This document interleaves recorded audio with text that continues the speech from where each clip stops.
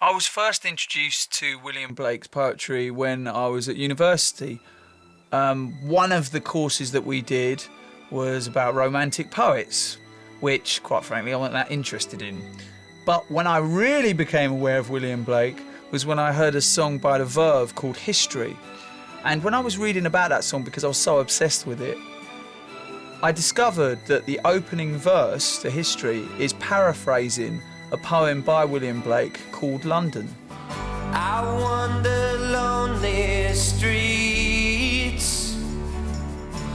I wander through each charted street, near where the charted Thames does flow, and mark in every face I meet marks of weakness, marks of woe.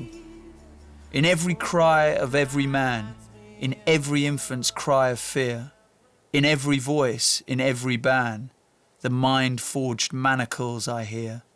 It's as relevant to you now in the 21st century to open your eyes to what's going on around you as it was then to those people from the upper classes who didn't want to see the poverty that William Blake wanted to bring to their eyes.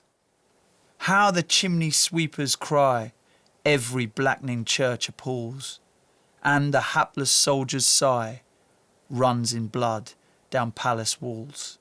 Also in London, he uses rhyming couplets, and I grew up with hip-hop music and I love rhyming, so the beat to it, you could have someone beatboxing underneath London and it would still come alive.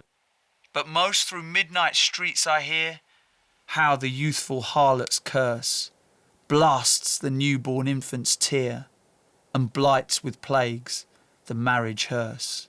I don't think it would do William Blake any kind of justice to try and encapsulate his style in a soundbite. It would be so difficult to do that because this man was a visionary. He was a social commentator. He was an artist. He was a poet. I would encourage you to discover William Blake's poetry because it will be a doorway into discovering about William Blake himself and all the other things that he did. Such an interesting guy. Do not deny yourself the right to find out about William Blake.